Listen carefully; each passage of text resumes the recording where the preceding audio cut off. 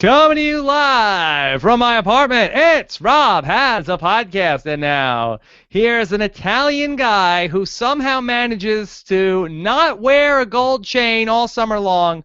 I'm Rob Cesternino. Hello, everybody, and welcome back. We have got a fantastic show for you here tonight on a very fun week of Big Brother coverage, as we are going to be into the double eviction tomorrow night on Thursday night, but we've got one hell of a kickoff with this man who is always ready for PP time. Here is our good friend and host of a podcast for no one, the great Eric Stein. Rob, I think we both know we're going to give a whole new meaning to PP time tonight. Yes, we are ready. We're ready to go, and very excited to have you back, Eric, in your annual like a journey to Mecca here on the podcast. Yeah, I think honestly it's just a relief I'm still alive every time. Yes, because you posted about this. I didn't realize that somehow, through some sort of phenomenon, we managed to have you within like the same 2-day span every single season. Yes, I'm trying to Benjamin Button myself, right? So I figure if like every year I'm trying to decrease myself in age, just get everything on track. And I don't want to start this off on the wrong foot, but I'm actually kind of like not in the worst spirits today.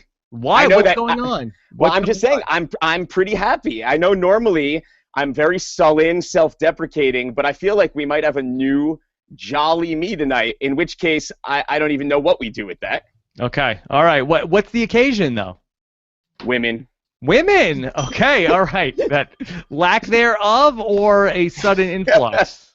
It's over. It's over. I'm depressed again. It's too late. Forget it. I take it all back. All right. Well, we'll see. I thought you were going to say about the events in the Big Brother house. Has you walking on air? I do. I feel like it's not a coincidence that I twice stirred things up inside of my house, and I just so happened to be appearing on the dawn of a double eviction with some big possibilities happening. Okay, lots of possibilities. I take credit for this. This is what Big Brother does to you, though, because it gets you excited about the possibilities, and then the double eviction, and then cut to tomorrow night when I am apoplectic about what happened in the double eviction and just screaming my head off. Yeah, I still wake up screaming about my double eviction, so 9 years later. I think I stopped watching that season at that point. Like, you know what? Why am I even watching this crap? So did I. I don't have to podcast about this. I'm out. I don't even know what a podcast is. But anyway, also joining us as well here tonight, somebody to help us make sense of all of the action on the live feeds and much more, our good friend Alex Kidwell. Alex, how are you? Hey, I'm doing good. I'm happy to be in on this show with you and Eric. This is fun. If you guys are the Paul and Paulie, then I'm the Victor, and I'm just like excited to be a part of the team. Good. Yay, all right, team.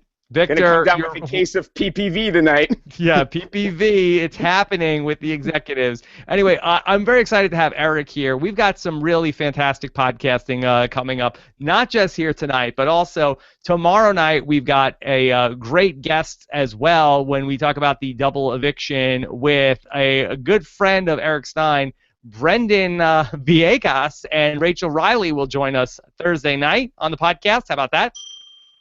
Brendan's one of my old school duet partners. Yes, I know. Every summer. Anywhere the wind blows. Yeah, like you're a real Suicide Squad. Oh, yeah. Yeah. And then also, we have on Sunday night, I don't want Taryn to get jealous with all of the good guests Wednesday and Thursday. Derek Levasseur will join us on Sunday night. So a real murderer's row coming up on the podcast the next 3 nights. So all good stuff, but we'll kick it off with Eric Stein here tonight. You ready? Probably the worst of the 3.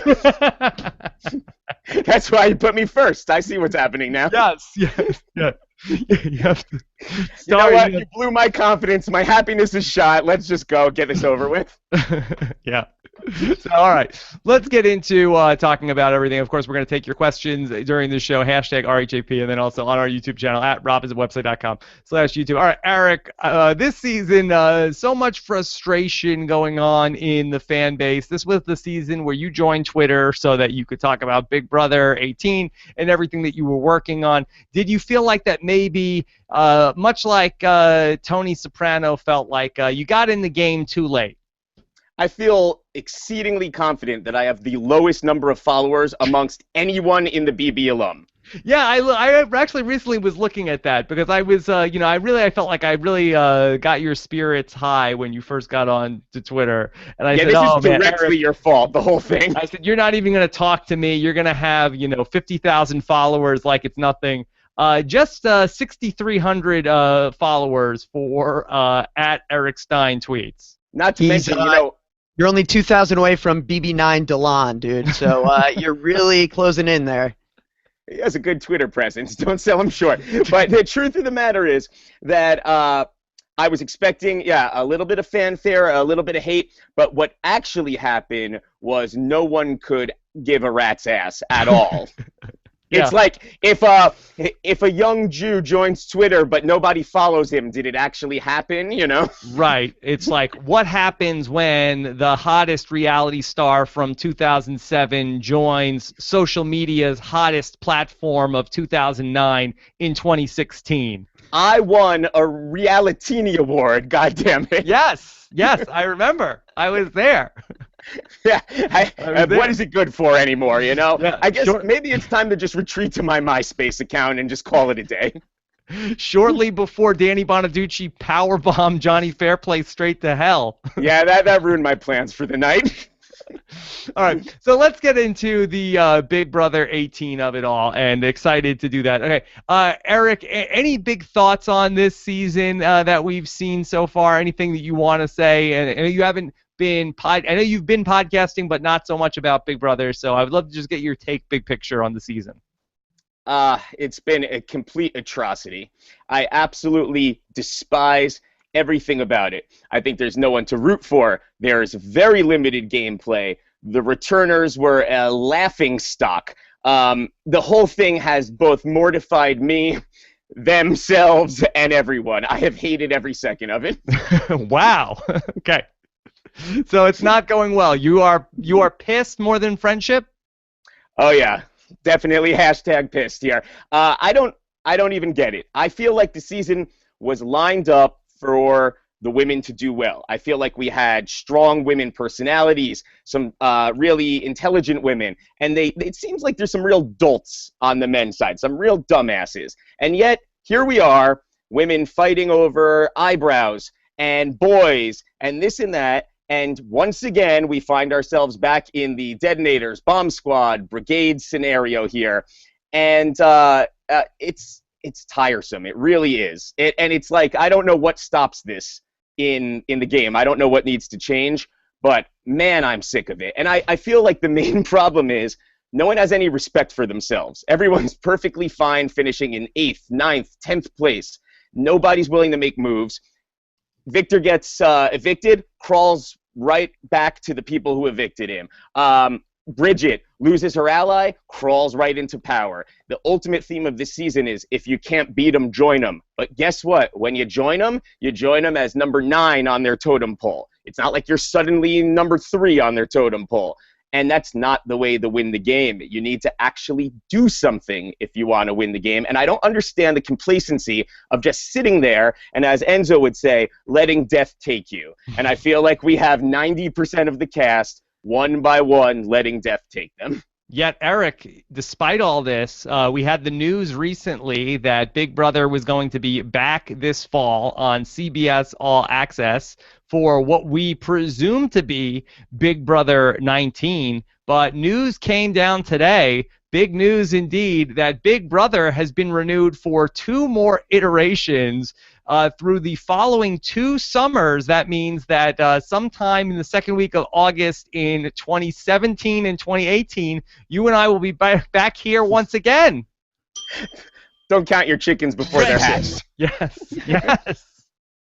I think we all know full well that I'll be sequestered in about 5 weeks because that's what would happen to me in the scheme of this. They're going to burn me off on the fall season, no doubt about it. Hey, I'll take it. So they'll bring you back as on someone who's going to be watching this stuff, I'll take it. on an all-access season. Yeah, but can you believe it, Eric, that we will see presumably Big Brother 19 and 20 coming up here in the next 2 years? Yeah, I can believe it. I mean, the house already exists. It's the cheapest show you can imagine to produce. And, Julie's husband's the head of Viacom. So, yeah, I guess I could believe it. Okay. Yeah, so it makes I'm not sure that it was like an entertainment merit-based re-upping necessarily. Yeah. All right. So, Eric, what I want to talk with you about is let's talk about Paulie. And I think that for me, watching this show tonight, I was really sort of just surprised in how hard Paulie is working this week to make sure that Big Meech, of all people, Big Meech of Big Meech of... I don't want him to be mad at me. There's a big bruise on him now. That Big Meech, that Paulie seems to be working so hard to get her out of the house this week. And I don't understand why. The most powerful player in the game, the guy who can basically have anything he wants in the house at any point, seems to just be going all in to get potentially the one of the three least important players in the house out of the game this week. Well, I think there's two sides to this. On the one hand, I think it's a huge mistake to try and put your hand into every single vote's decision. That is a poor way to play. You need to pick your spots. If you're trying to orchestrate every last move, people will resent that. It's too out there. On the other hand, I actually think in this particular spot, he's correct to want Zakiya in the house because he set up a situation where he's pretty deeply aligned with some potential pairs. And Big Brother is a complete numbers game. So he doesn't want a scenario where he ends up Natalie and James, Corey and Nicole, and he's the odd man out. Because then if he's sitting there with a Michelle, let's say, maybe it's Nicole, Corey, Michelle, and himself in the final four. He's going at 4 then. Michelle is the person who gets dragged to the 3, and the couple stays. So he's not really working to get Michelle out. He's working to keep his additional number there. It's his parachute. But, I mean, I think in this particular case, he has 5 of those. So I don't think he really needs Zakiya so much as he needs anyone. He could promote Bridget to that role. That could ultimately be Vic, whatever the case may be. That is Paul. But I think he's just trying to keep the numbers on his side. But I think it's one of the big mistakes Paulie's been making all season. I'm sure this has been discussed all season long. Let's make no mistake about it. This man was coached by Derek. He's playing Derek's game. This has actually validated Derek's strategy because it's working to a T with a much lesser version of himself. But Derek was way more subtle. Paulie is putting it all out there very directly, and I think it's too out there. He's trying to have his hand in every last decision, and you need to know sometimes when Paul, your ally, is into this, you got to pump the brakes, lay back a little bit. Yeah. What I think with going back to the Derek thing, I almost look at this like an NFL coaching tree. And so if Derek is Bill Belichick, is Paulie like Rick Mangini trying to run the Bill Belichick playbook that's not exactly right? Yeah, I mean, it seems abundantly clear. Is he Josh clear. McDaniels? Who is he? Yeah, I think you're hitting it right on the head, though, because it's still effective. He's still having, like, a really decent run with the exact same playbook, but it is diminished. Lesser players, lesser caliber that he's implementing right here. And also, I mean, let's call a spade a spade. This man had a pre-alliance with Nicole. Nobody's fooling anybody. We all knew who was going to be on this show 3 weeks ahead of time. Nobody wants to introduce that into the plot here, but it's just factually true. They've never gone after each other all season. It's a load of crap. So he came in primed and ready. He was essentially a returner without being one. He had all the benefits and amenities of being one without actually being one. So he's a slightly below them target, but with all of the same perks.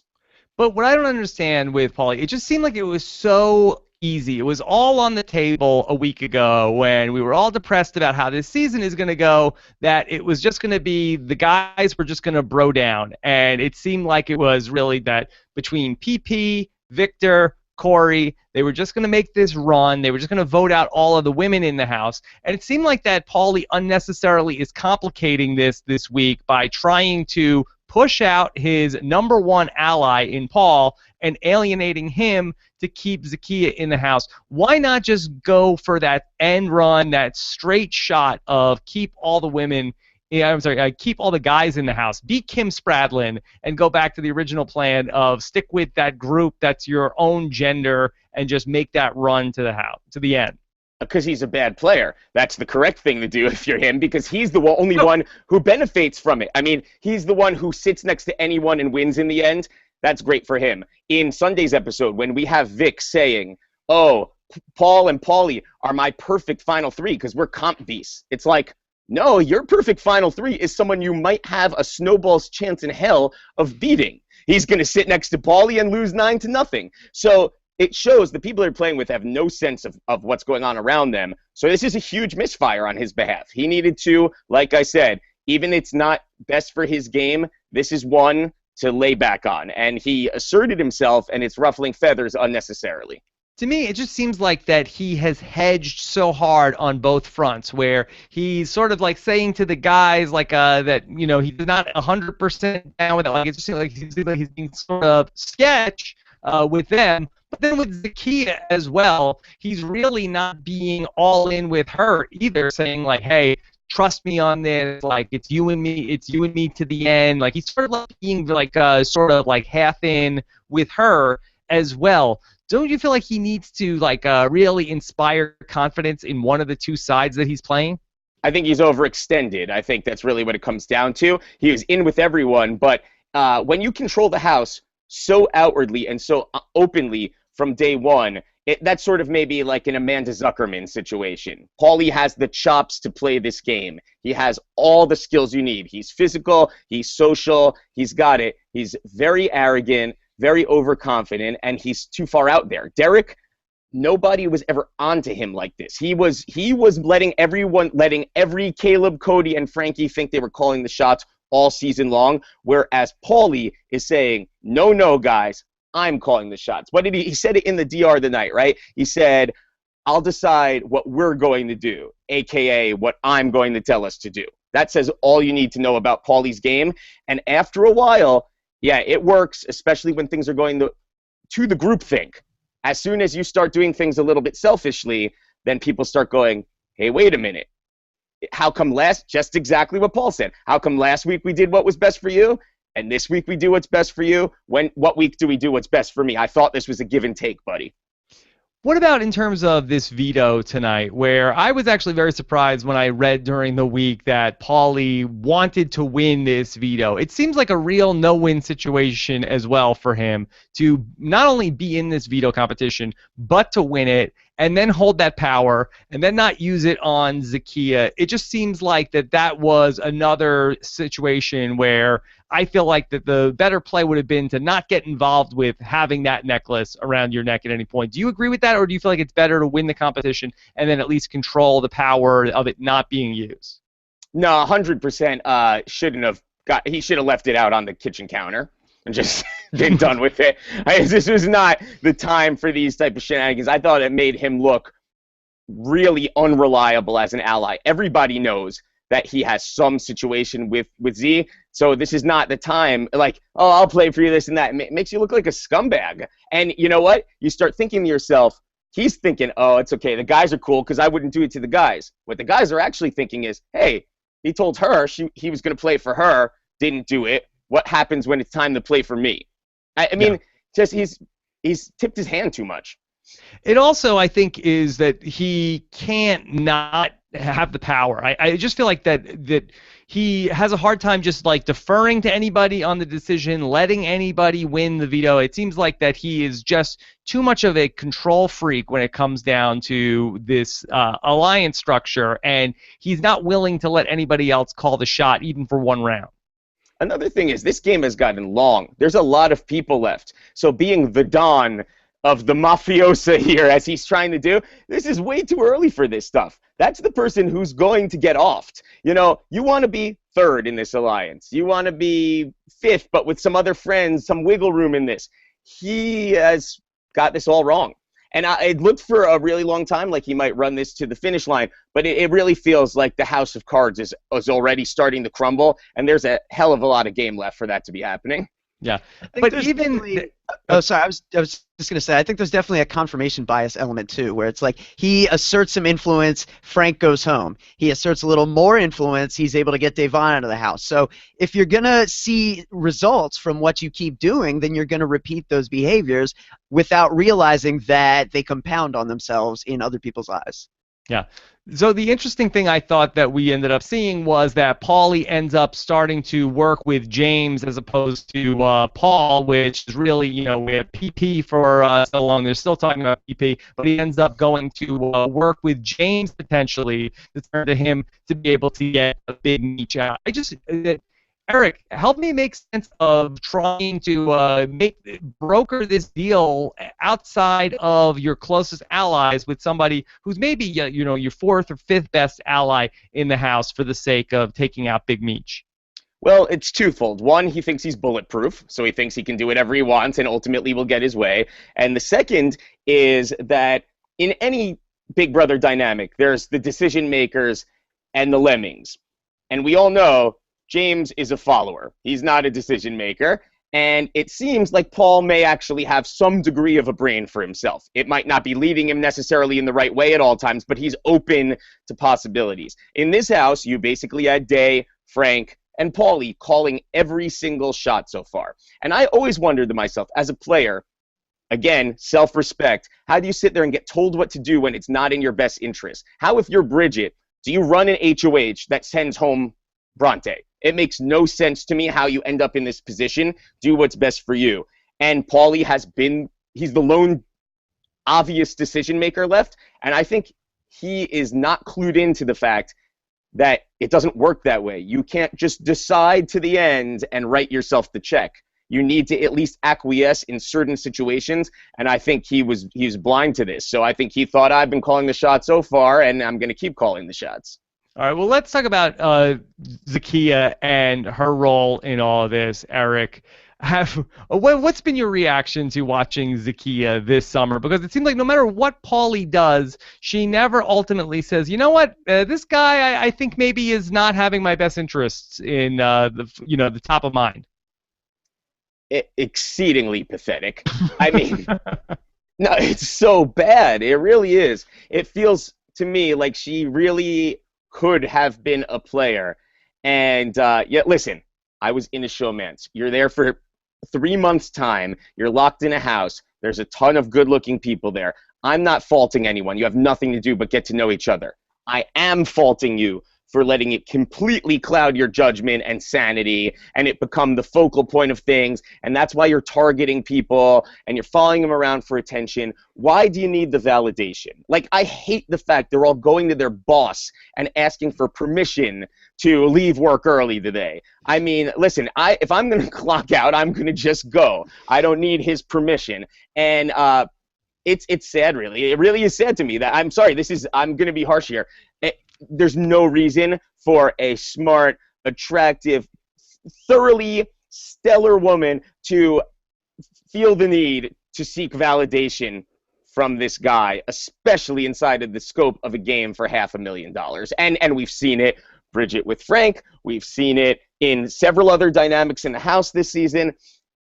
It's sad. It really is. I don't understand why it's so important for the guy to say, hey, thumbs up, that's a good move. Go right ahead and just do it. Yeah, I couldn't believe it. I couldn't believe at the end of the episode where Zakiya was like, hey, I didn't come into this house for some boy. I'm here for $500,000. They made her say that. Like, what? They made her say that. Today on the feed, she's saying, I'm loyal to my man. I would never betray my man. Who's your man in this instance? Like, what is happening here? I mean, you can't I understand sometimes when you're in a situation, you can't see it clearly, can't see the forest for the trees, but you can't be that deluded. She does not think she has a man here, does she? Come on, lady. I think she does. Alex, what do you think? I think Eric's right. She could have been a contender, but Yeah. sadly, that's not the direction it went. I couldn't believe it. And then I felt like tonight where we saw her throwing Big Meech under the bus to Paulie, I'm saying to myself, is she trying to save herself on the block, or is she just trying to get better in good graces with Paulie? What do you think? That's exactly it. Trying to just endear herself. It's like the old, I'm going to join the bullies, make fun of the nerds, try and get in, because that's how I'm going to identify with Paulie in this situation. Yeah, no doubt about it. And that's honestly, it's an embarrassment. It's not what she needs to be doing. I mean, betraying your only ally, the only person who finds himself in the same situation as you, is not the play here. She didn't need to do anything this week other than shut her mouth. So you don't need to stir the pot like that. I think she's totally detached from the game. That's really what it comes down to. She is no longer seeing clearly what needs to be done in this process. Eric, part of tonight was this idea of James having the America's Care package. Somebody who was once indoctrinated with the wills and whims of America to act out in the Big Brother house. Do you like the idea of America giving certain players power? No, of course not. It's absolutely atrocious. This was introduced plainly because the season was going totally off the rails with boredom. I'm sure from the secret rooms to the care packages, this is all introduced to just inject any sort of life, and it was laid out in an illogical fashion because the first two are not the strongest things. Yeah. We know that America is not strategic in any which way, so they're going to give the most popular people the first two prizes. Nothing. And then the third and fourth people will get the actually game-changing prizes. Yeah, so we're going to really, America is going to really help out the fourth and fifth most popular players this season. Yeah, Bridget's about to clean up, so great. That's what you said. Hey, you don't want to be running the show. You want to be like third or fourth in the pecking order, and so there you are. Want to be hoping that a confused American people will grant you an insurmountable power in week 9 or whatever it is. It's exactly what you should be banking on. Yeah. Alex, no, I know it's ridiculous. I was gonna say something. Oh, I think you were trying to jump in. I apologize. No, I'm just laughing here. This is good. This is gold. Okay. Yeah, so now we have James with this power of the ability to take these votes away, and Paulie is really trying to get James on his side to be able to pick the right votes for him to be able to have go out of or not be used on Thursday night. I mean, do you feel like that James is the type of person that would be able to give his power over to Paulie? Talk about another disingenuous DR. Those are my votes. They give them to me, not Paulie. No, James. Last time I checked, that was my name on that care package. Yeah, oh, please. I would say my main reaction to your question is that I wish they brought Johnny Mac back instead. That's my main reaction. No, James is easily distracted. He's very steadfast in his ways. It's the old Helen BB18. It's too soon, it's too soon, it's too soon, and then you're out before it's time to make the move. I don't really think that he is someone who is a proactive strategist. And, as we'll see later on in the podcast, you need to take the hammer and hit him over the head with it for him to even entertain the possibility of shaking things up. And I'm not really sure, to what we've seen to this point, what his alleged endgame was supposed to be here. He was obviously at the bottom of a 5-person alliance, so what he probably figures, I'm going to beast it at the end, and I'll just win all the remaining competitions. He does not have the chops. James is a mid-jury finisher in most seasons because he's pleasant enough to have around. You're not worried about him strategically. And then you get to the point where you say, he's kind of a threat, and vote him out of the game. But don't you feel like if he walks away with a showmance with Natalie and America's favorite house guest at the end of this, you don't think he's happy to walk away, 7th place? Well, first of all, he's not going to walk away with a showmance. And second of all, there's Yeah, he's playing way too much for America's favorite. That's why he smashed the eggs, because America loves that stuff. I hated that. I hate yeah. that idea of I have to be messy. And I was watching him on Twitter with like live feeds, like wrapping stuff up in 200 feet of aluminum foil and just wasting stuff. Like I don't find that to be fun or funny. They should take it out of his stipend. Just production, hey, here's for all the eggs you smashed on the floor, idiot. Yeah, I feel like that's one of those things that might be funny at 20, but at 30, at 40, that's just that's work. That's the thing. The question is that even his gameplay, or is this just that what he does? That why would that be gameplay? Yeah, what gameplay is that? Right. So. I mean, the thing is, and I know most of them are already persona non grata and out of this, but the returning players, oh man, nobody has altered anything. Nobody learned their lesson. It's the same old crap from all of them. And I wondered, how did we land on these people, right? And the answer is because if they brought back Vanessa, Frankie, Amanda, Derek, so forth, there wouldn't be a season because they would destroy these people in a walkover, just like they would destroy Davon, Frank, James, and Nicole. They had to put this caliber on to even make it purportedly competitive and have a season whatsoever. I cannot even believe you'd get this opportunity twice and you'd come back and you would smash eggs on the kitchen floor as your big move again. So you said that you were happy with these people because otherwise we would have had a season that would have been just such a runaway, and at least here we have some possibilities of that anything could happen, right?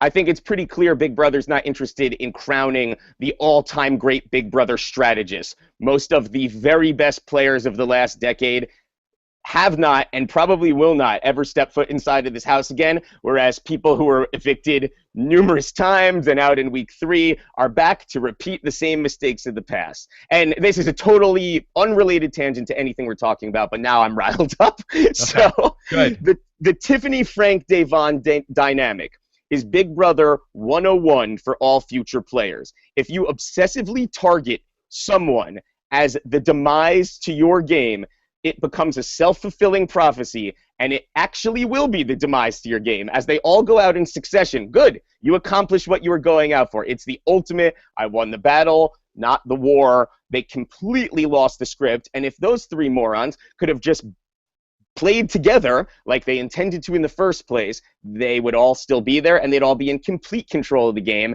and instead they pick each other off one by one and let crappers pick up the pieces. I mean, it's honestly, each person going out and each person up the totem pole is just worse and worse this season. So you feel like that this is interesting. So you say when you make a person in the game your ultimate goal rather than the finish line, then you soon follow that. You get what you want, but then you soon will be out the door as well?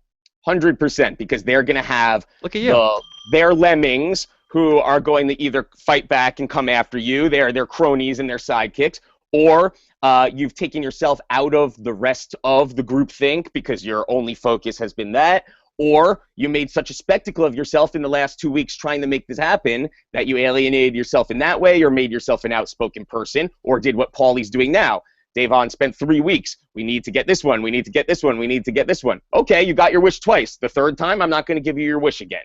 So it's a huge mistake to obsessively fixate on minor battles. And I think that that's exactly what you were saying about Paulie before. He seems like he got a little caught up in this vote and got a little, he dug his heels in on Zakiya. Might not have been his best move. I just feel like that whether it's Meech or Zakiya, if Paulie handles this well this week, I feel like his game is fine. He's going to be in the end game, no matter what. I just worry about his game the more that he obsesses about, this is what has to happen. I am going to jam this down your throat whether you like it or not. That's who's going home. I'm sorry, Paul, Victor, James, Nicole, Corey, anybody who disagrees, this is what's happening this week. Making everyone think they're a tight ally with you is a bad way to play Big Brother because ultimately people leave disappointed. They feel befooled, and when you feel stupid, that's when you start lashing out. He has lost himself a jury vote one way or another this week. And this is a guy who could be winning a unanimous vote if he played his cards right. And he's definitely taken a step back here because he is not respecting that they actually have a role in this process. We talk about this every single summer. Until they're eliminated, they have a vote. You can't be so dismissive of people. But also, there's a reason that people dogpile in the Big Brother game, because when you have an 8 versus 3, you make fun of the 3, you vote out the 3, we're all in this together, team spirit, rah, rah, rah. You're not upsetting anybody, and they can't hold you any more responsible. You were one of 8 people who bullied them out of the house. So be it. You may have played the best game. But now he's sending people home upset with him, people who thought that he had something. I mean, we saw Michelle say it tonight, right? I thought we were close, but I'm getting the impression maybe we weren't as close as we were. Big misfire on his behalf. You're better off having actual clear enemies and just having few of them. He tried to, own everything.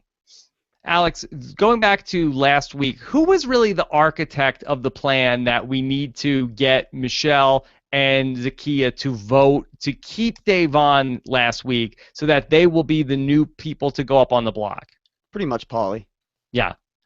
So going back to that where, this was like a move 2 weeks in the making of that Meech has to be the next person to go out of the house. I mean, is part of it that he just is so pot committed to this plan that we have to get Michelle out next that he can't envision any other scenario, Eric? I think maybe it's that he is actually astute enough to realize she maybe is one of the few people that he's not in complete control of. So he's trying to take out his own wild cards. But what he's discrediting is that not everyone feels the same way. So I think he's really just promoting his own agenda, clearly for his game. I know people will say otherwise. Zakiya staying is better for his game. I don't think that's even disputable. Yeah, she might, be a little hung up on him. She's going to vote with him. I don't think, and even if she doesn't, I don't think she has the chops to flip anything on him. I think he's just trying to take out the people that are the loose ends to him. He's trying to tighten up his whole process. Eric, I'd love to hear you talk a little bit about Paul, who's been a polarizing figure. Are you pro Paul? Are you friendship? Or are you pissed at Paul? I think Paul is really the only clear-cut all-star on this season. Friendship. For the main reason that he can actually formulate his own sentences in the DR. You can actually hear the words are coming out of his mouth, not the story producer's mouth. And that in and of itself makes me feel good about it. I agree. Obviously, he has some flexibility.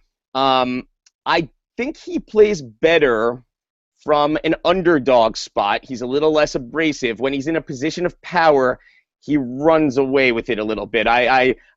Now that I have the Twitter machine, I tweeted out last week that it's obvious this man never watched my season Big Brother 8 because we, after Dustin's egomaniacal HOH reign, they actually wrote a poem parading around in his cape and crown. His eviction made him frown. And yet this idiot walks around in the robe doing all ceremonies, all DRs in this all week. It goes to show there is an advantage to really knowing the inner workings of the show and not roughly. It's the same thing as like not doing the dishes. You don't need to antagonize people or make enemies for any reason inside of this dynamic. So he's lacking a little bit of finesse, but he's throwing himself in it. And I'm going to say something that is really going to blow your mind. Whoa. All right? I think Paul's going to be on the fall season. Whoa. Now, I think the man is going to live there for 6 straight months. Wow. So now, do you have some sort of inside information, or you think they're just not going to be able to get him out of the house? No, they're going to hook. They're going to. It's like the Julie. Whoa, that's wild, right there. Whoa, that's wild. I think that they want to hook people in some way, shape, or form to the All Access season. And what better than a breakout character from this season? I just say, hey man, here's another 20,000. Just don't even unpack. I mean, they'll just hide in the secret room and they'll forget about him. Yeah, I mean, they'll probably come out of the phone booth in week 10 with 3 weeks of immunity. Whoa! Your boy is here. This is my house. These are my rules. I mean, should he just be sort of like the Mr. Furley of the Big Brother digital season? Yes, like the landlord. Yeah, live-in landlord. That's perfect. And then he could he could like once a week he can have pee-pee time with everyone. Yeah, pee-pee time. I'm hosting the competitions. Your boy is doing it. Don't be sketch. Yeah, I mean, I don't actually know how I feel about his gameplay. It sort of comes and goes. You know, he had that Dan Giesling moment where, like, from the depths of despair in the first few weeks, he rebuilt his game, which actually very few people have done and recovered to such an extent. But then he also continues to be a little bit inflammatory here and there. He's also very outward in his game, scrambling around and schmoozing everybody all the time. But all in all, like, at least he's trying. You know, like, he's not a personality dud. He's someone that you can imagine how he made it through the casting process, right? Which is a real question mark for about 10 of the other cast members. Big Brother 18 has had its share of problems. Paul has not been one of them. Yeah, they've got 99 problems, but Paul ain't one. I think Paul makes it onto most seasons he applies to Big Brother, and rightfully so. He has been a treat, I think. Okay, let's take some questions here with Eric, then we'll talk live feeds with Alex, and a lot to get through here tonight still. My City wants to, does anyone else think that James messing up the house again was kind of lame this year? I think that, look, maybe I'm just no fun, okay? Maybe that's me. Yeah, I don't think it landed well at all. I really don't. And in fact, I actually question, and again, we'll get into this it's a separate discussion. I'm talking pre-12 hours ago, everything up until we get into the feeds. But I actually question, are Nicole and James even popular, or are they just the only alternative to the very unpopular? We throw this out there. A lot of that going around. Like, Jeff Schroeder was popular because he was not Shima and Lydia and Ronnie and Jesse and Natalie. Right? That's why he's popular. The reason that, Janelle is one of the most popular housekeepers of all time is because she wasn't the friendship. Is Natalie, to this point, popular because she's done anything that grand, or just because she's not everybody else? Yeah. Good point. So James, I'm wondering if James is even popular at all, or if it's just like, now this buffoon just trashed the house for no reason. All right, Steven wants to say, was it the right move for Paulie to not use the veto on Zakiya? Eric, can you think of a scenario where it would have been the right move for him to use the veto on Zakiya?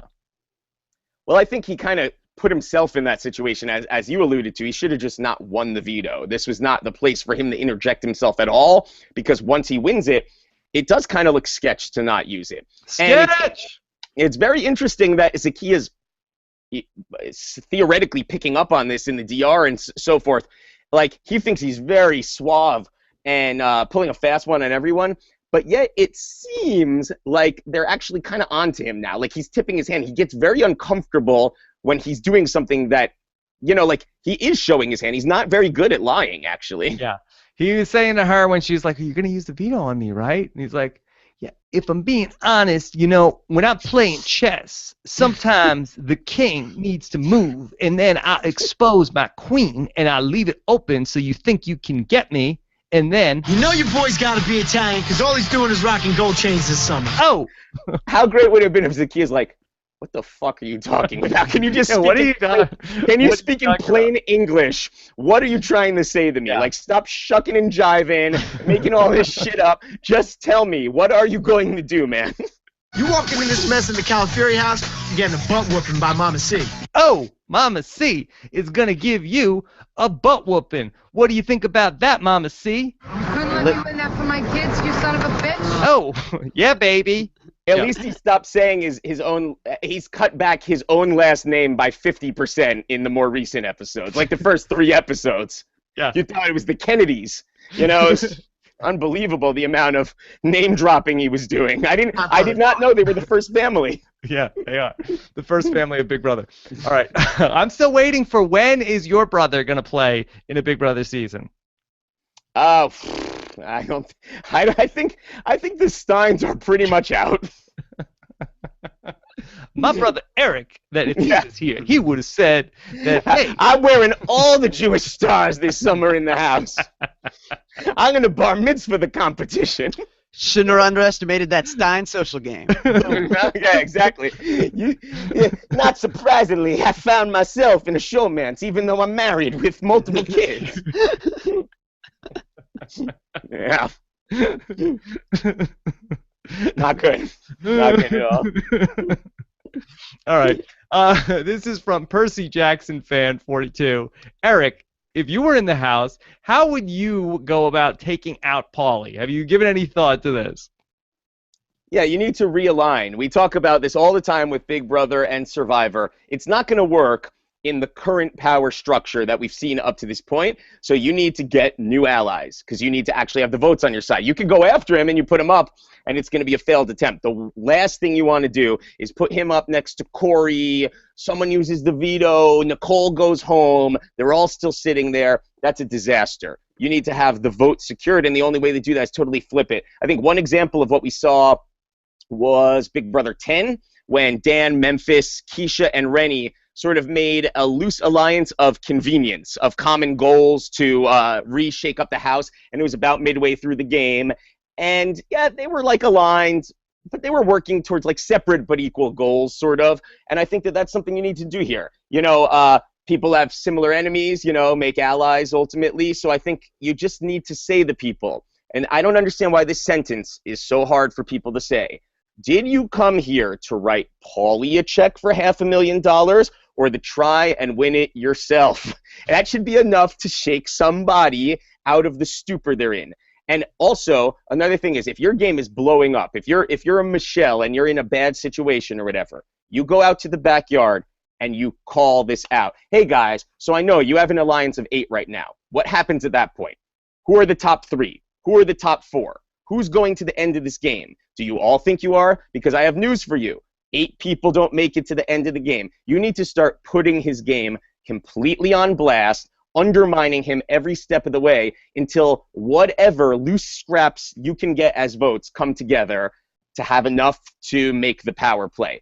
Now the question is, and we'll save most of this for later, but the question is, does it even matter if you get the votes if you can't win power? Because you could have all the votes in the world and you can still lose out the HOHs. And I think one of the things, and I think this is crappy, this happened back through Battle of the Block, and also it's a Sunday show thing. As soon as they stopped doing the food comps and switched over the Roadkill and Battle of the Block, we now have these spillover competitions that they need the footage for on Sunday. Mm-hmm. So what we're seeing is a much more physical game, way more endurance comp, way more physical comps, very few buzzer games, no majority rules, no eliminator, no AB, no true false. And I'm sorry, I mean, there's no reason that Bridget should be able to beat Corey or Paulie in a physical competition. So I think it's really shifted the dynamic of the house. Yeah, Bridget won a crapshoot. Nicole was gifted one. But the fact of the matter is the guys are winning all the competitions. So that's going to be the first problem. And it's the same problem we saw in 16. You can't get out Frankie and Derek and Cody and Caleb if they win every single competition of the entire season. Mm-hmm. Yeah, that's a really good point in terms of trying to fill that Sunday night competition slot. You know, everybody complained about the roadkill, but at least that it was making the HOH competitions more fair. Eric, I didn't have a problem with the roadkill. Did you mind the roadkill? No, I didn't mind it. It reminded me a little bit of MVP, but at least it actually was like in the hands of the actual, like you earned it in some way. It wasn't just the vote or whatever the situation may be. So I didn't mind it. I would have, of course, loved to see it pan out in a way that was a little bit more dynamic. Someone actually conceal it, planting hinky votes. I think the perfect way to use roadkill, which I'm sure you've discussed a million times, would have been to nominate one of your own sort of like secondary allies and then said, hey, wait a minute, who put you up? Who's coming after us? And use it to really fortify your allies against the person that you actually want to house. It's the perfect hinky vote situation. And as someone who's forced into hinky votes, I would never suggest it. Eventually, you can deduce it just logically. Where is this coming from? But in the roadkill, so easy to pin on somebody. So that's what I would have. I would have put up my own ally. So clearly it wasn't me who did it then. So let's start the detective search and figure out who it is. You know, where's the witch hunt coming in the game? So I just think it could have been a lot cooler than it actually was, and no one had the strategic chops to actually do anything with it.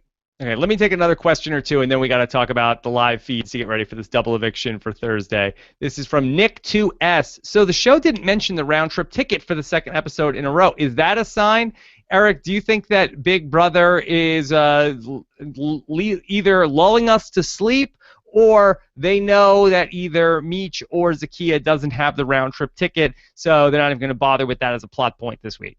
Well, as I'm sure everyone noticed last week, the HOH had the perfect amount of platforms for them to be on, so they obviously production knew that no one was coming back into the game because there wouldn't have been a seat for them or a platform to stand on in the HOH competition. So I think it's probably more along the lines of like they don't have it, or if we're going to do a rig job, we're certainly not going to give it to one of them. So I think that we're just going to blast through the returning during the double eviction. We don't really have time for this. Oh, sorry, ladies, you didn't have it. Okay, bye.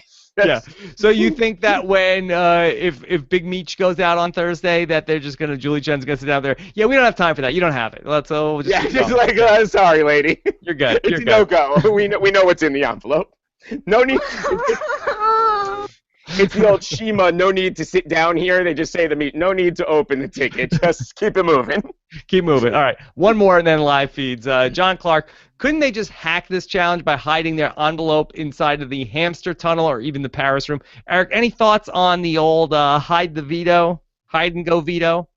I actually think it's a good competition because it does inherently aggravate people. I'm going to I don't like to, back when I rode dinosaurs to the Big Brother house, but on my season, I have like a thyroid condition. Someone took my prescription medication in a bottle this big, opened the prescription, and dumped it on the floor. Now, let me ask you, how is the veto envelope going to fit inside of the prescription bottle? And it was completely unnecessary. It was actually malicious. There was no intent to it whatsoever other than aggravating me. And, I actually needed it for the 3 months that I was there. So I'm crawling around the floor, picking out the little pills from under dressers and this and that. So by design, you want to play like James did, and then people are going to get aggravated like Natalie did after the game. So I think that that's kind of clever. I warned you at the beginning of this when we start talking pee-pee time. I'm a little infantile, but my gut instinct here is throw that bad boy in the toilet, poop right on it, and make someone reach in there and get it if they want it. You don't need to hide it, but you just have to go get it. Is that too far? Uncle Austin's trailer route? Yeah, I'm just saying, there's other ways to go about this game. But it's, this is a tough one. You can't really fix this for anybody. It's the seeking is irrelevant to the game. It's the hiding. So the best hiding spot wins, and Paulie had the best spot. So yeah, there you go. Team PP. Eric, when I watch this competition, I feel like people should get some sort of a prize for finding stuff. Like it to me, it's like if Nicole finds 5 envelopes or finds 4 envelopes and then somebody finds hers, I feel like she should win the competition. I feel like there should be some sort of a thing. If you find 3 things first, then you should just win the veto. Like there should be some way to win it just by finding stuff. Yeah, the one thing I support that James did is I would never even look because there's no advantage in looking. I think the best thing that you can do is to make it look as if your area where yours is hidden has been thoroughly searched. I agree. It's been ransacked, so that I don't need to waste my time. I'm going to go ransack a new area, and then only in like round 20 is someone going to say, okay, maybe I need to reconsider these other spots. I would definitely use my allotted time to create, distractions and throw people off the scent. What's the benefit of finding them? Who cares? There's very little incentive to go through and find the other things other than, okay, I'm going to find 5 before mine gets found. Alex, do you have a thought on this? I was just going to say, I kind of like it's like you can choose to play offense for your turn or choose to play defense. You know what I mean? Like I'm going to go reinforce and fortify my territory, or I'm going to go, ransack somebody else's territory. I do kind of like that element, actually. Okay. Was that risk reference just to upset me? Yeah. Eric's still very sensitive about reality game masters. Okay. Damn you, Fishbuck! All right. So what we're going to do here now is we're going to get into talking about the live feeds and all of the action there. So if you're going to hop out here, we will see you after the double eviction live 10:15 p.m. Eastern Time on Thursday with Brent Walgamont, and of course Brendan and Rachel join us for the first time in Big Brother 18. And without further ado, let's get into the spoilers. The Office of Civil Defense has issued the following message. This is a spoiler. Warning. A spoiler. Warning means that an actual spoiler against this country has been detected, and that protective action should be taken. Okay, yes, not pee-pee time, spoiler time, ready to go. And so a lot to talk through, a lot of action, moving and shaking going on in the Big Brother house. You buckled up, Eric? I'm ready. Okay. I gotta be honest. I'm wondering if I should just saddle off the screen for a second and then have a shot before we start this. Go for it. You go. Sorry, I'll be back. You guys get it rolling. I'll be back in a moment. We're going to get it rolling. All right, Alex, so let's talk turkey here. So what's the latest at this point? You know, I was listening to the Big Brother Happy Hour, and I really feel like the LFC, you guys are like my hedge fund consultants, and I felt like that you guys were all strongly signaling on Monday night, buy stock in this season. Buy. You guys are usually a couple days ahead of the curve. With Frank, you know, before he was really on the when it looked like everything looked rosy for Frank, you guys were saying, sell, Frank. This is about to go really bad for him. But you guys forecast good things, and now we got some real fireworks coming up. So talk us through it. Yeah, well, it's nice to know that you're getting your money's worth out of us, Rob. That we're doing our job. Great job on the LFC. Good stuff. So as of Monday when we talked, it seemed very clear that Michelle was kind of dead in the water. The reason we were excited is that going into the double eviction, it seemed like it was, you know, it could go any different ways. It was still kind of this big amoeba conglomerate, and different people wanted different people out. So the double eviction could have still proven very exciting, even if the power structure stayed the same. However, yesterday evening and going into like 8, 9 this morning and really still continuing, the power structure has shifted completely. Paulie really has spent a lot of time in bed the last couple days, and really, you know, with Zakiya as well. Zakiya's strategy since the veto ceremony has been to just really cozy up to Paulie and just be whatever Paulie wants her to be, and that has created a window for Michelle to establish herself as the anti-Paulie option. And if enough people start talking in a house where really, you know, after Davon and Tiffany and Frank were exposed so publicly, everyone's scared to talk now, and Paulie's able to... Let me just get this straight. Sure. Zakiya, this plan to put Zakiya up on the block against Meech for Paulie has sort of backfired, as Zakiya, to sort of appease Paulie, has really just become his concubine and kept him bedridden these last couple of days, which has really opened the door for everyone else to really put the pieces together against him.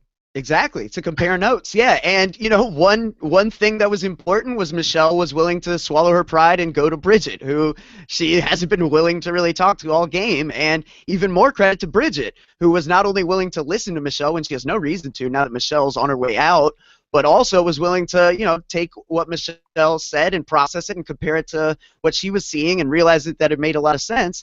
The two of them then went to Natalie, and Natalie really displaying a level of game awareness at this point that she has not shown all season. It really is pretty wild now at this point to see that she's really just been playing dumb, and that this is really a girl that has been very observant all season. She really does seem to get the social dynamics without anyone telling her much of anything, which is pretty impressive, solely from observation. I mean, to hear her tell James what the alliances were shaping out as in the house last night, and James's dumbfounded look on his face, even though he's the one that should be in on this stuff. I mean, if you asked James 24 hours ago, he thought he had carried Natalie all the way into this game. I don't know that he would say that now, because Natalie clearly has a much better grasp on this game than James does. And so they put the pieces together using James's vote, and, you know, comparing the fact that James and Corey and Paulie had a final 3 with Bridget's new buddies, Victor and Paul, who also have long-term deals with Paulie that James is not involved in. In fact, while Natalie, James, Bridget, and Michelle were coming together, Paulie was upstairs with Paul talking about how they need to go after James now. So Paulie goes back to nap again. Paul comes in. They talk to James. They compare notes. And now they really have basically a 6 versus 3 scenario as it stands right now, with Paul getting Victor on board, having Bridget, James, Natalie, potentially Mish, and Bridget, or I said Bridget, right, but all 6 of them going against Paulie, Corey, and Nicole in the double eviction. Eric, is this best case scenario? It's a miracle. I was gonna ask you a different question, but then I will. I was gonna ask you if you were feeling amorous. Pertaining to anything in particular? I'm so excited about what's going on with this season at this point. Well, I mean, listen, I've been on Team Natalie since in her preseason interviews, she said that she was 5 feet tall, like slightly portly men who are good comedians. That seems like someone who I wanted in my life. Lives in Jersey, you know. So I've been on Team Natalie from the beginning here. But what I think the most surprising part about this is, and we laid out why this is the case, but who knew that there was an anti-Paulie sentiment to wrangle? Because that's what happens sometimes on these seasons, is that you express the anti-Paulie sentiment, and that's the shun. That's the kiss of death. You're done.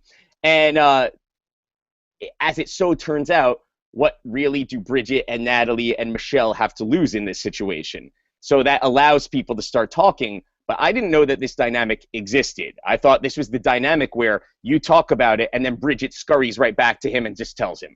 You know, I think that's what we've been seeing all season long. That's the most shocking part about this. The fact that it came from Natalie, the fan favorite, if you will, even better. You know, this is the the Yes Queens and the Slays and the Twitter moms are going to be flying tonight, you know? And it really is such an amazing perfect storm when you think about all the factors that had to come to play to make this happen. You had to have Paulie really check out for a couple of days and not be checking in on these long, lengthy conversations that are going down in the other room right next to him. You have to have this vote canceller of James's, because now Paul and Victor are much more willing to get on board. What the plan is, you know, there's 7 votes. So canceling 2 makes 5. They only need 3, and they've got more than that. So what they can do, be canceled? It looks like they're going to cancel Corey and then cancel Paul, which allows Paul to have plausible deniability. Then they're going to try to deniability. The plausible deniability, you got it. And then they're going to try to frame Nicole and say this was an all-girls thing. I mean, that's ludicrous. That part of it. But in a double, you know, I would have thought it was ludicrous for Andy to frame Alyssa and get McCrae to do his bidding there in the double. A lot of times you don't have enough. Yeah, you kind of hit with the blind side and you don't know what to see. I don't know that he'll buy it, but I like it better than just owning up to it in the double. Like, when he's got to make a decision quick, I like it that everyone will be selling him like, wow, not me, you know? Yeah, I like that in the double eviction. That's fun, where Paulie will be like, oh my God, what is going on right now? Who's telling me the truth and who's lying to me? And it really is, to me, it's the Big Brother Canada 3. This is what happened to our buddy Jordan. I mean, it really is. Like, he's safe all week, and I just hope Michelle can do a big Godfrey jump if this comes together. Yeah. There are so many things here, though. So first of all, one is that we have to rely on James. Yes. That's a bit huge if. 2, as Rob said earlier, you know full well that tomorrow night we're sitting here with Paulie as the double eviction HOH. This is not even a question. No. Here's what's happening tomorrow night. So Paulie goes out in the double eviction and then has the round trip ticket and then is back in by the end of the night. But misses 3 votes, so he's immune for a couple weeks, right? A few other problems here. Paul is actually totally setting up James in this situation. They should cancel the votes of the people that are on the outs in the minority. By canceling Paul's votes, he's letting him back off the whole thing, like it wasn't me, like in the words of Shaggy, the immortal words. You know, he's removing himself from the situation. No, you have to cancel either Nicole or Paulie's vote and just own it in this situation. There's no need to skirt the issue. There's no need to hedge your bets. There's no need for this Nicole subplot. You got. It's the Big Brother tried and true, you know? It's time to just say, but getting Zakiya out is meaningless. Paulie still has people, and it's only of value if they get him out. And what I heard is that they're putting up Corey and Nicole, ideally in a double. That's idiotic. They need Paulie out in this very vote before he knows what hits him, or otherwise he'll just reel people back in. It's not like this new alliance of 6 has any allegiance towards each other whatsoever, and it's such a motley crew of unreliable people. Right. You're going to rely on Vic, and you're going to rely on girls who hate each other, and this and that. I mean, and the worst part of all is, it's the best part because it brings excitement to the season. But it's like, be careful what you wish for, because do you really want to see those 6 people battling it out to end the season with James beating Bridget in the final 2? Yeah, you know what this does feel like a little bit to me? It's like, hey, Frankie Grande's been playing all of us. Well, that's it. Now we're going to get him. We're going to throw the battle of the block, and now he's going on this week. And then all of a sudden, like a week later, he's back in everybody's good graces. Well, season 11 actually is a really good thing here.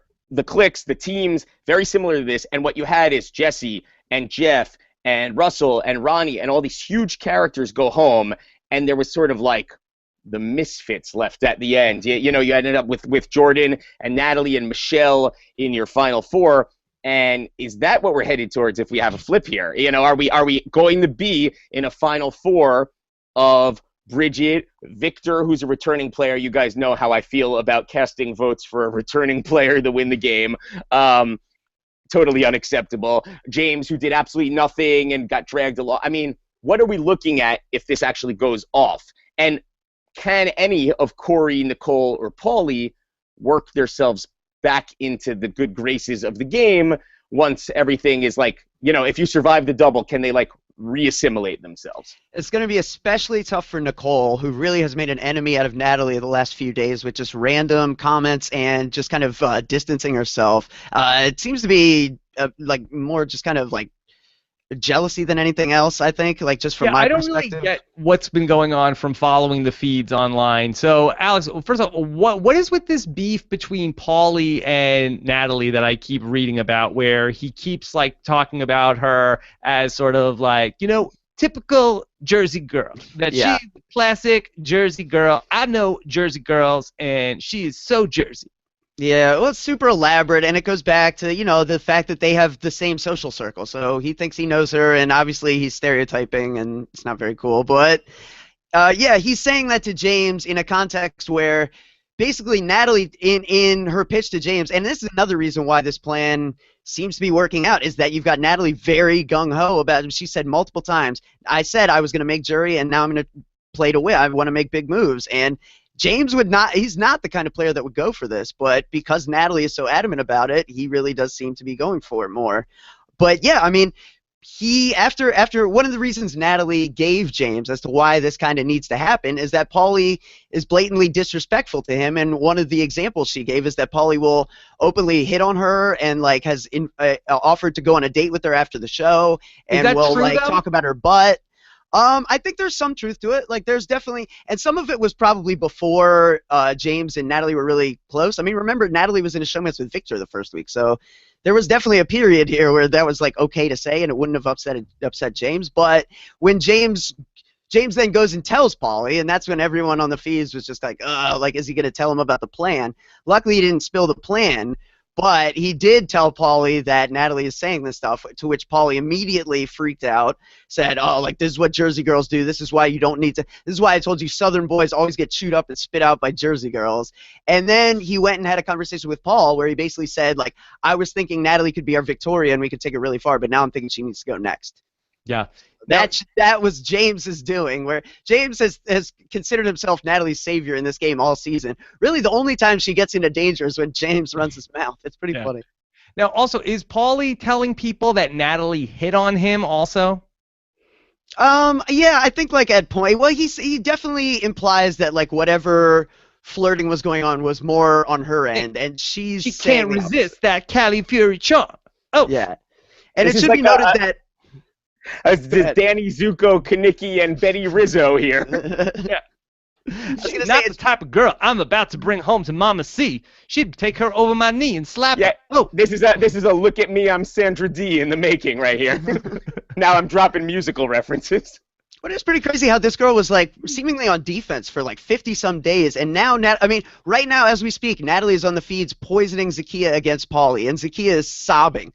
Like, Natalie is convinced. I mean, it's not that tough a sell, But Zakiya has like convinced herself again that Paulie's got her back, and Natalie, who's a sweet girl and known to only be straight up and nice and honest, is saying, "Sweetheart, no, like you're awesome. There's no reason why you should be dealing with this." And Zakiya's like, "God, you're right." And really, you would think like this is a bad move. They don't need Zakiya. It's dangerous, and there is an element of that. At the same time, Zakiya has the round trip that gives them another number against Paulie potentially. So.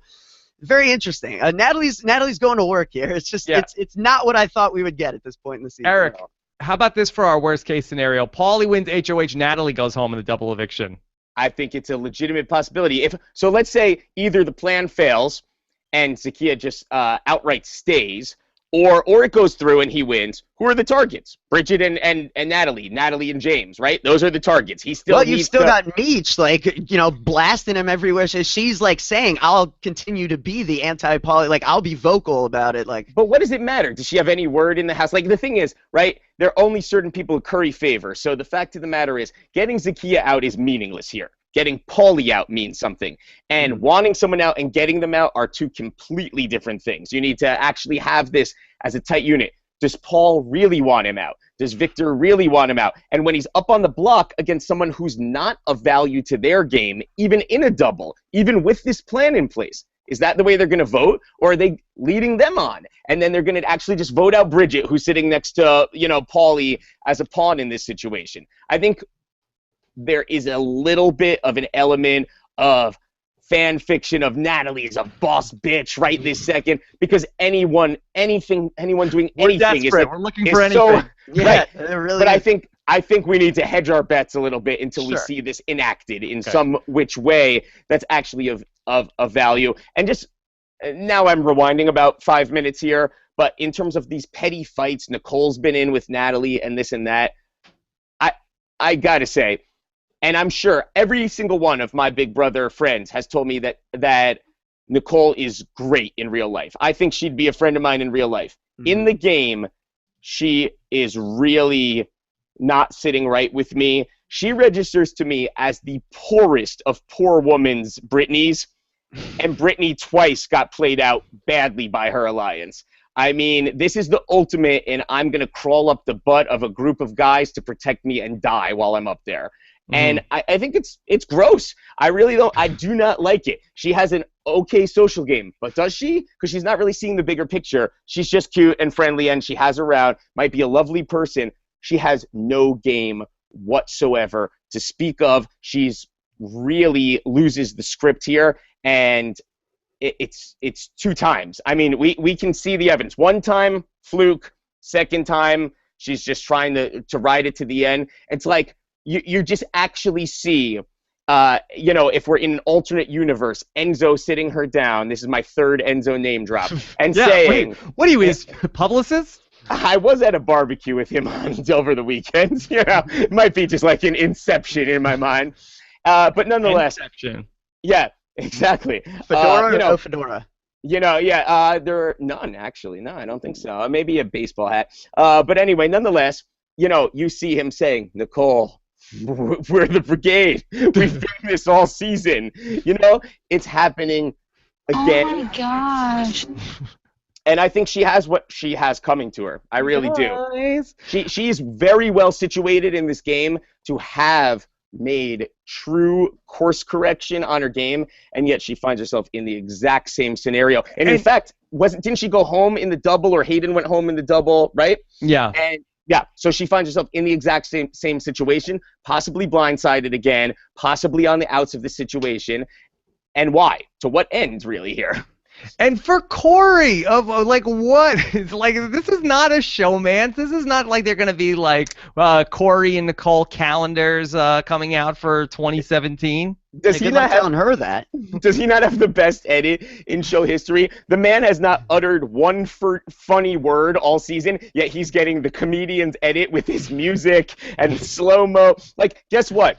I like dogs too. Christmas is cool. That's not that funny. So you get these bizarro, like, Corey's a great guy segments. It's the weirdest thing ever. Like, honestly, he plays like he had a lobotomy. Like, he has no original thought or opinion. And I think that was the idea of this whole season. Jose was hopeless. Paul and Victor had never seen an episode. Corey is Mike Dutz from my season. There is these, who was supposed to be the great male hope here? James is not a strategist. And you had numerous females which were supposed to bring the heat. And we are finding ourselves back in the same Big Brother universe where they're letting us down again. And miracle of miracles, they're actually doing something to salvage it now. But the question is, does it actually mean anything?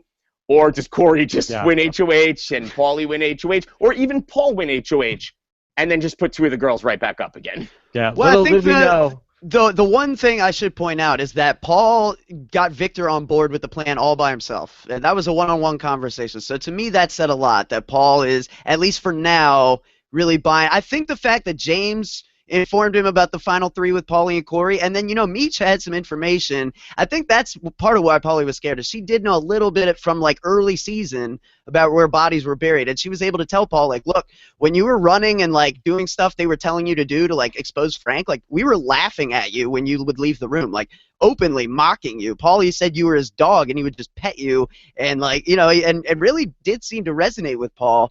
The fact that he also had the final five with him, Zakiya, Michelle, Nicole, and Corey also, I think, was very alarming to Paul. He's got multiple deals going on. I have a few questions, Alex. So, is it an alliance of convenience, where it's a one-vote scenario to get his way on this one, like a power play against Paulie to say, hey, I can get my way also? And also, is there a conceivable scenario, if this is the house dynamic right now, that Paulie is a goat for Paul? Can Paul drag Paulie to the end and beat him in a vote now? Is that a possibility? It's hard to say. I don't think it's impossible. I do think that as of right now, unless people change where they stand, that it will be kind of a 6-3 mentality going in. I think that was the only thing that solidified Paul and James, was when they basically did the thing you see in Peaky Blinders on Netflix, where gypsies in the 1920s, where they spit in their hands and shook and made it a showing of it. Where I think having all these girls on board was interesting to both these guys, but it wasn't until the two of them came together and agreed that they were all right, now maybe I can go to bat with somebody here and win some comps. It feels like Paul and Victor are at the bottom of this to me, so it doesn't. Yeah, they probably benefit the least from this. Right, it does. I know people were debating whether or not is beneficial to James. I think it is for James, because James puts himself. If James is with all three girls in the final four, he might be able to win out, and he definitely wins the final vote if he's there. It seems to me that it puts the other two guys at a disadvantage in this situation. So I wonder if it's a temporary scenario. Maybe it's a shift to get out one or two targets and just kind of move it down the line a little bit. I can't see what their end game is here. Over after this, if this flip does happen, can Paulie say back to Paul and to Victor, guys, what are we doing here? We need to get back together on the same page. Look, these girls are taking over.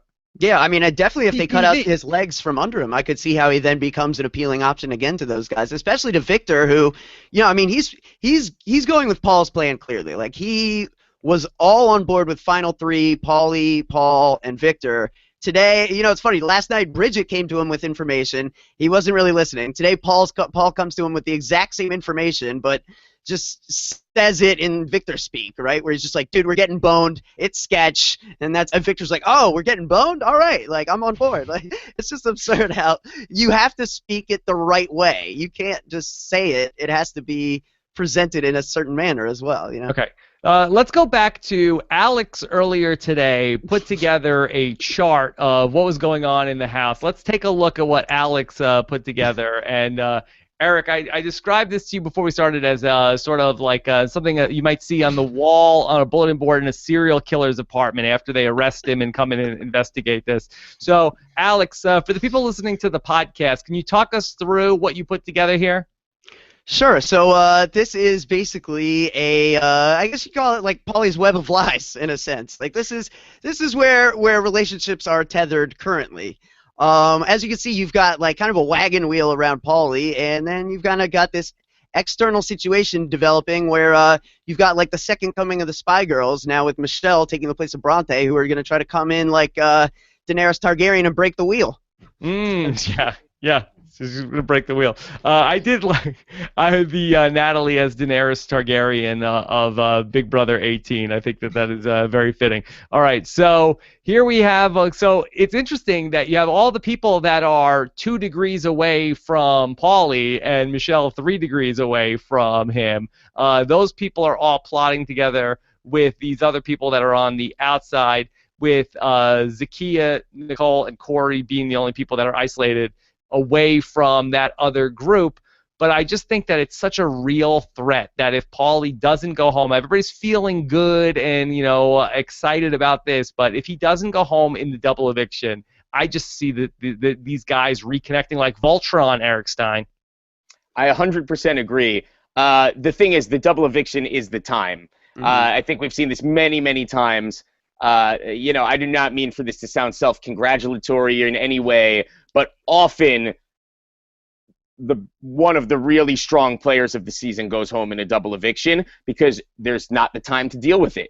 And honestly, if Paulie gets 5 minutes to sit down with Victor, to sit down with Paul, he will reel them back in. He's currently out of the loop.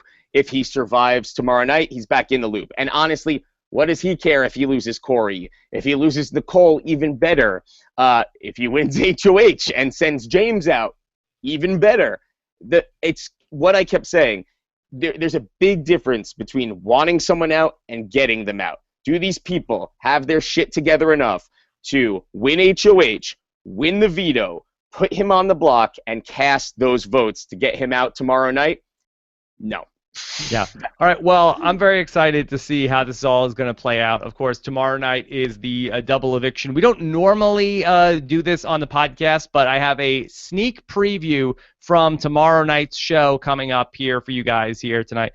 So this is the sneak preview of tomorrow night's episode of Rob Has a Podcast. Hey, everybody. Welcome to Rob Has a Podcast Thursday night, double eviction night. We got a great show. Brendan and Rachel are here, but Bridget got voted out of the double eviction. They had everything lined up. I can't believe it. What a disaster this has been here for Big Brother 18. All right, that's what you could hear tomorrow night on Rob Has a Podcast. Is this not our Becky, Jackie moment in the season from last year? Of course, of course. Hope, and it's the only pocket. Steve and Johnny Mac are idiots and losers moment. Yeah. And then 12 more Judas HOHs and Liz, disappearances and this and that. I mean, that it does feel like a bit of a tease right now, and I know we all want to be like, this is amazing, and we're going to all be celebrating Natalie as the queen of Big Brother, and she's the new Janelle. Talk to me on September 21st when Natalie has a $500,000 check in her hands, because it's not going to happen, guys. Yeah, okay, we'll see how it goes. No, there's no chance Natalie wins this season. I know. Eric, tell me, that as somebody in the greater 5 boroughs, have you gotten a chance to connect with Glenn yet in the Boogie Down Bronx? Well, not surprisingly, Adam has orchestrated a viewing situation for about a week and a half from now that Glenn will be attending. And at the premiere party, we actually got Glenn's family was there, as well as some of the extended Calafioris as well. So we were quite represented. Believe it Eric, or not, I'm telling you, hold me back. If I see one of these Calafioris, there's going to be hell to pay. Believe it or not, we had 500 people watching with us. It was a who's who from Gen City to JoJo. So it was New York's finest in attendance, no doubt about it. All right, let's take a couple more questions, Eric. Anthony966, if tomorrow is a double eviction, could either Meech or Z get evicted twice on the same night as one of them holds the round trip ticket? Wow, what a disastrous night that would be. That would be amazing. I guess it would be something where historic, right? Historic. No, I mean, you sort of like, twice in one night. Well, kind of like I feel like this was the best case scenario for Glenn. I know a lot of people think he didn't get a fair shake, but otherwise he would have just been out in week 1 or 2 anyway. So now he can be Jody, and now it's the what if. Now he has this whole narrative of I deserve another chance and I didn't get a fair shake. Otherwise, he would have just been the guy who got voted out in the second week. So maybe if they're not anybody should be back in the house in Big Brother 19, it should be me. I should be the Mr. Roper of Big Brother 19. Maybe they'll be the coaches, Jody versus Glenn on All Access. But I feel like maybe I'd like to be a free agent. Yeah. For Z or Mish, maybe that's how you go down in the history books. The only person to be double evicted has one person in one episode. Yeah. Eric, how about this for a scenario tomorrow? So Zakiya gets voted out, has the round trip ticket, she comes back in, Big Meech goes out in the double eviction. Very unlikely. I mean, honestly, if either one of them have the round trip ticket, they'll just physically remove it from them before they need to open it. I mean, they could easily have both tickets inside the envelope. Who knows what's going on? A sleight of hand. Maybe Julie does a magic act. The likelihood that in the timing of a double eviction with these women on the block, that one of them comes back, I will come on tomorrow. I don't want to steal, Brendan and Rachel's time and eat my foot if either one of them comes back into the house tomorrow night. Okay. I will say tomorrow night. The going rumor these days, after the Devon rumor didn't pan out, is that Michelle has it because feeds came back. Like, feeds went away when they were finding envelopes, and feeds came back for Michelle. So that's the theory now. What? That's the dumbest theory I've ever heard. Wasn't this very ill-constructed in the first place? Shouldn't Paul, much like you said, for finding in the veto competition, shouldn't Paul get something for solving the puzzle? You might think so. Oh! No. Just over it. Okay. KCK, do you think that the Big Brother 18 house guests would play differently if and when they go after seeing how boring the season has been? Do you think that the Big Brother 18 house guests would play differently if and when they go after seeing how boring the season is going to be? Eric, I'm going to toss this one to you. Well, first I'm going to have to decipher what the hell that means. But second of all, though, no, because nobody thinks that way when they're inside the house. Everyone thinks they're going to be a movie star and they're the next big thing. But also, need I remind you, and this is what separates the greats of Big Brother, the greats inherently can play the game well and be naturally entertaining, but you're not there to entertain. You could go in and try to entertain. You made it out of a huge casting process. Anyone who's ever been on the show could be the entertaining person. You're there to win $500,000, and none of them are doing the wrong thing. It's the correct thing to do to make a huge majority and wipe out the other people in the game and not ruffle feathers. If you're Michelle up until this week, what reason did you have to stir the pot other than sending yourself home?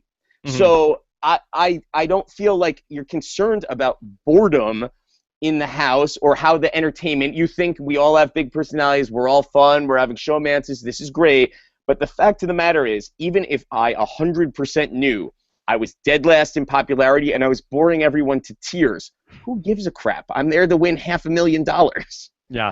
Well, I think James is maybe the one person who's there to win $25,000, and he is very concerned about this. And that's why it's so interesting that, I said, like, on Friday, this care package isn't going to mean anything.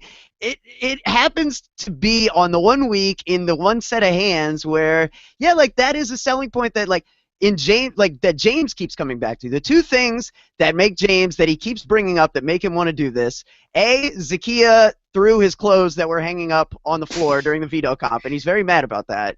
And Didn't he have an incident with Shelly and the clothes last summer also, right? It was something to do with Clay's sweatshirt or something? This being the guy that, like, ruins everyone's kitchen and upturns beds. Yeah, like, how do you get to have that issue? Anyways, but yeah, the other thing is he keeps saying, I keep hearing it now a few times, I think America wants me to do something with this. And I feel like James is one of the only people that would buy into that kind of thing or care about how it impacts their game. James, America wants it.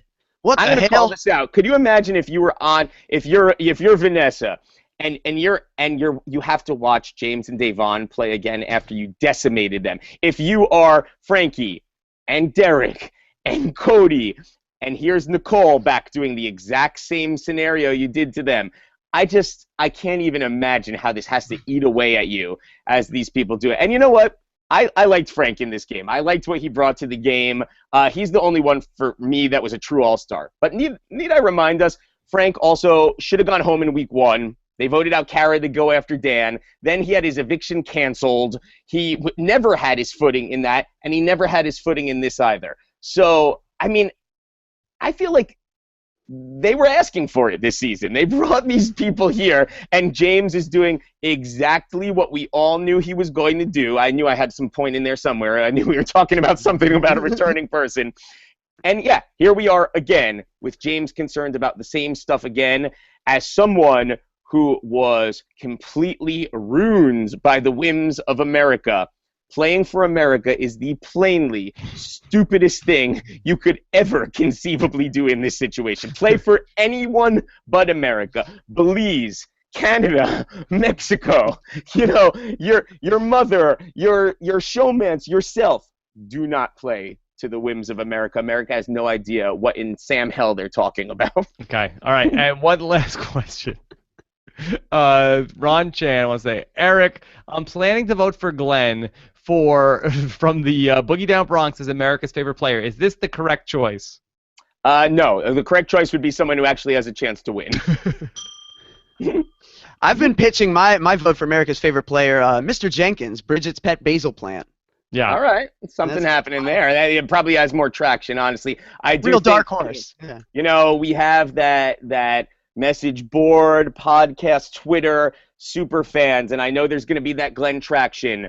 I think we know that's not going to win the vote in the casual world, so I think put your votes on someone who may actually have a chance if you want to make a point here. You know, I don't think that is sadly. I look forward to meeting Glenn. I wish he had a chance. I think it was a load of crap, but he's not going to win America's favorite player. Most of the casual fans couldn't name Glenn if their life depended on it. No, you're wrong. You're wrong, Eric. You're wrong. All right. Let me just bring up one last thing, only because Eric Stein is here. Alex, could you update us on the Paulie hot tub incident from this week? Oh, sure, Rob. So, yeah, you know, there's a moment Paulie gets into the hot tub wearing the boxer briefs. Doesn't, you know, no bathing suits for Paulie. He's just going for it. And yeah, gets in there and very quickly, yeah, I mean, you know, if I wasn't watching this, certainly I couldn't have missed it, Rob. I had multiple people send this my way on Twitter. It was very, very outraged. Many people, yeah, he really had some PP time in the hot tub. PP time. Very clearly, yellow cloud emanates, and it's hard to miss. Wait, hold on. I have a question. Why is this expressly a topic for my benefit? Do I have a known reputation of enjoying urine stories? Well, yeah, I could do kind of enjoy them, actually. I can't even deny it. I don't even... All right. So maybe we should ask the listeners, you know, to share their own PP time stories. Okay. No, it was. I got this clip sent to me as well. It's bizarre, Eric, that he goes in. He's not in the water. He gets in the water, and then the water is discolored as he's having like a conversation. Hydrate, Paulie. What the hell? What could possibly be the motivation behind this? I mean, seriously. And I'm telling you, when I said this before, I mean it. In the Big Brother house, you sleep the wrong way. You don't clean your dish the right way. Anything can rile people up. So why would you possibly not just take the 10 seconds out of your day, take a detour to the bathroom, and go outside into a communal area and even run the risk of disgusting half the house? Like, what was the end game here? It's just, I don't get it. And it's not like they were in the midst of like this like intense conversation that like couldn't be interrupted, where it's like, okay, all right, so here's the final four. Okay, so here's what we're doing this week. I mean, he's having the most asinine conversation with somebody about how, you know, so I think I'm gonna make my first milli by the time I'm 28. And were there people in there with him? No, he just like steps in it like, so it's like literally like, let me use the hot tub for a minute. It wasn't like he was in there and it's like, hey, maybe I can get away. No, he gets himself wet. I'm gonna get in the hot tub, take a piss in there, and come out. Really, not since Darnell in Survivor Co-Wrong. And right now, my gut tells me, go use the bathroom. He just got in he's completely dry. He gets in the hot tub to use it as a toilet, and is talking about how he's gonna I'll make my first milli when I'm 28, and then I'll invest it in real estate. I think it would be Rob, it's warm sincerely. in there. Hey, I think Did it'd you be realize how many gold chains I could buy with a milli? maybe he's running with like a golden theme now, possibly. Yeah.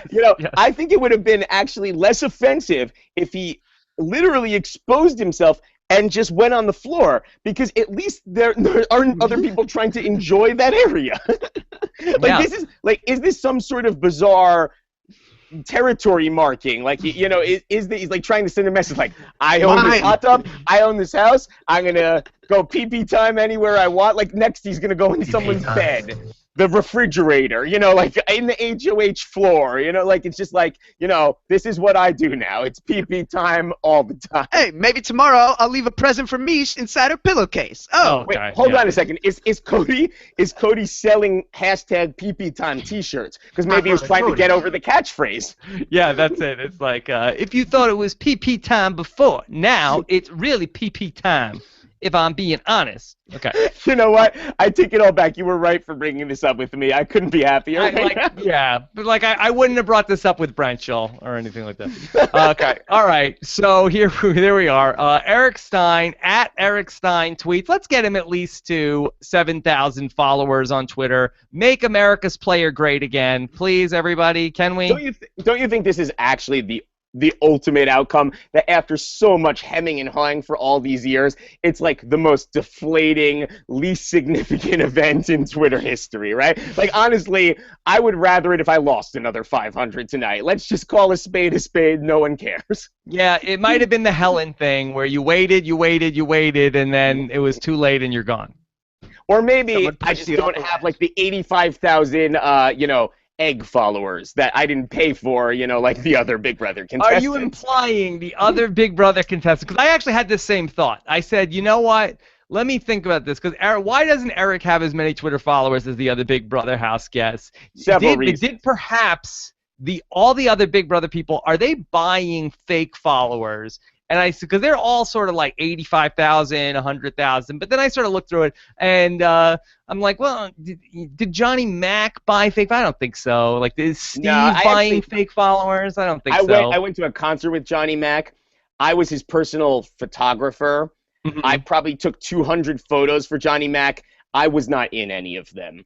I think what we're looking at here is I'm plainly unpopular. Yes. Nobody gives a crap. It might be light anti-Semitism, but probably the other people did not purchase their followers. I just did not earn them myself. Yeah, not yet. We'll see. Yeah. Hey, maybe I got a big surprise coming later in the summer. Yes. Eric, how do you feel that Glenn from the Boogie Down Bronx is also verified on Twitter now? I feel good about it. I do. Yes. He deserves to be. He deserves it. It's probably for the dog grooming, though, not for the show, right? No. He was verified now because of Big Brother. Yeah. I don't think that day is in my future. Yeah. I also have nothing to say on Twitter, so that could be a part of it also. Like, maybe if I actually contributed in a positive manner.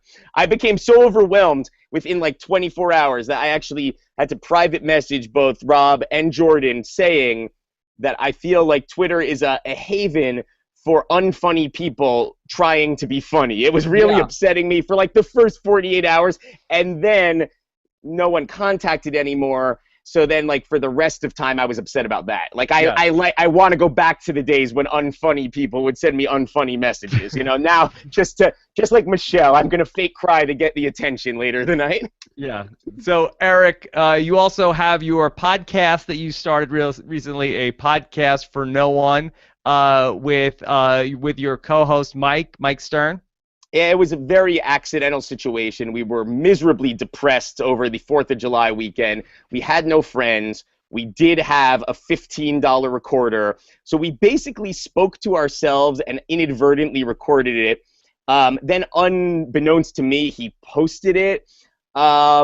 It's not good, Rob. It's not. It has no purpose. Wait, hold on. You were bugged, you're saying? That you didn't realize that you were podcasting? No, it was more like a sleepover gone awry. Like, it was like we had nothing to do. Oh, it'd be so cute if we recorded our conversation.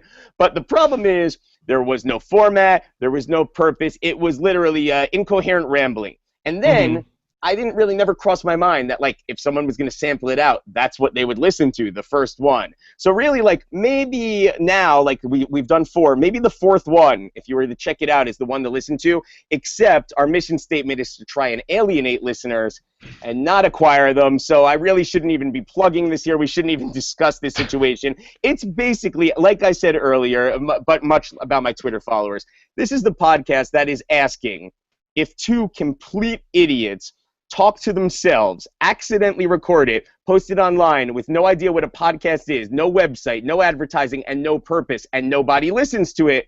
Is it really even a podcast? Yes, it still is. Now, Eric, the thing that I found to be tricky about it, and I've read this criticism as well, is that I didn't realize this, but you and Mike have incredibly similar sounding voices, and I find it difficult to know when you're talking versus when Mike is talking on the podcast. And I'm wondering if maybe one of you could do an impression on the podcast. Well, what I think the problem is that we're 2 nobodies telling unfunny stories that no one cares about. There's no insight, there's no purpose, there's no topic matter. We're not celebrities, and no one knows it exists. And also, the Twitter machine, it moves quickly. So I tweeted out once. If you don't see it in those 5 seconds on your timeline, that's pretty much the end of it. We've reached already the point of diminishing returns, and truly, there is no purpose to it. I mean, listen, I have very few things I'm an expert in life. Reality TV is one of them. You nailed that. I come here to talk about reality TV. I'm not talking about that there. I don't want to talk about my current personal life, my current work. So what are we left with? Stories from when I was a sophomore in high school. So now I'm regaling 5 people with tales of the time I got detention. But who am I really, and why should anyone ever possibly care about this? What about current events? Why don't you talk about, like, the news? Not familiar with those. Yeah, like I could do like a 7-hour on Scrubs, maybe. I was actually what thinking about sports? Okay, I was thinking maybe I could get Natalie and that Amazing Race girl to do a Jets podcast with us. Yes. But the full impetus for that would just be to do a podcast with 2 hot girls. Like, I don't really need to talk about the Jets, and we know that our fans don't care about sports. Wait, hold on. Which Natalie from Big Brother or Natalie from Natalie and Nadia? No. From Big Brother, she was a Jets dancer. She's a Jersey girl. Is she? I didn't. And then Tiffany and whatever the hell the other one was from Amazing Race. There you go. Krista. Yes, Krista actually does some Jets corresponding. So, but the twinnies that could be something to look into. Are Jets fans. Did you know that? This could be a whole. Let's go. Yeah. This could be a whole thing here. Yeah, No, I mean, there's what's there to talk about? I don't want to have a podcast. I'm not. The whole thing's very uncomfortable. It's really gone awry. But I work in an industry. I rely on my partners very frequently. This is something we could take into our own hands. So, like, just basically, it's a therapy session, and we just, like, occasionally hit record accidentally, and unwittingly, like, 50 people sometimes listen to it. Okay. We're not trying to get this off the ground. So, Eric, if people want to listen to a podcast for no one, what do they need to do? That's a great question. You got to go, I guess, on iTunes and search for it or me, because that's the only place it exists. All right. We actually have run out of free time on SoundCloud, so we only had 33 minutes for the upcoming episode before we have to pay. And let me tell you, we went out of our way to make sure it didn't happen. All right. So follow at Eric Stein Tweets, podcaster, tweeter. The Eric Stein from 2012 is rolling in his grave. I feel horrible about the whole thing. You see, this is the only thing I actually feel good about from this podcast, is at the beginning I claimed I was feeling good about my summer, and now after talking to you guys for an hour or 2, I'm feeling right back down the gutter. It's perfect. Yeah. Okay. Anytime, buddy. All right, well, tune in tomorrow night for what will be the utter disappointment following the, much like Eric Stein, that we come into this double eviction night very optimistic and we'll leave very depressed. That's how people felt about tonight, right? This podcast. Yes. All right. They were looking forward to it until it happened. Yeah, we're very excited, though. Brentia will be here with us on Thursday night. No matter what, come hell or high water, we'll have at least Brentia to talk to. So that's going to be 10:15 p.m. Eastern Time. And don't forget Derek Levasseur on Sunday night. So I'm sure that there will be a lot to talk about. The rise and fall and maybe rise again of Paulie Calafiore in the house. So very excited about all that. Eric, you have a hashtag for tonight now that you know what hashtags are? Can it be Inception? Oh, boy. I think he's gotten enough shout-outs for tonight. What are other options? Also, don't you think, just by the way, as a final interjection, don't you think that maybe they were setting up an all-stars of maybe Russo's versus Calafiore's versus Donato's versus Schroeder's versus Viagas's? I think we might be headed towards a family feud possibly in our Big Brother futures. Okay, very excited. But as long as Steve Harvey comes in to sort of referee it, I'm in. Yes, and not the Steins. Definitely not the Steins. I love the idea of your brother coming into the house and then talking about what my brother Eric would be doing. Yeah, it would be something, right? All right. Yeah, hashtag, I don't know. I leave it up to you guys. You're the pros. All right. Alex, you have anything else, or is it Inception?